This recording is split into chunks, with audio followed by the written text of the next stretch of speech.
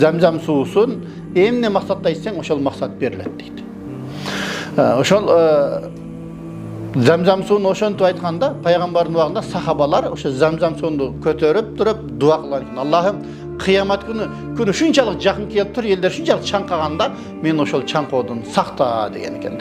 Демек, бизде шариатыбыз боюнча Zamzam сууну ичкенде тик туруп, кыбланы карап, ошо Кудай Тааладан тилек айтып ичиш керек да. Эми карасаңыздар, биздин душмандар Zamzamды алып туруп, ордуна не берип койду?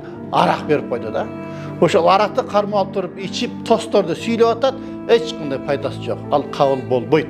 Анткени Аллах Таала тарабынан каргышталган нерсе бул арак, арактан эч качан дуа кабыл болбойт.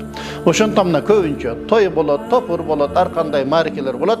Ошол жерде колун көтөрүп алып туруп, аракты кармап толтура дуаларды кылабыз. Бирок эч кандай пайдасы жок. Дуа кабыл болбойт.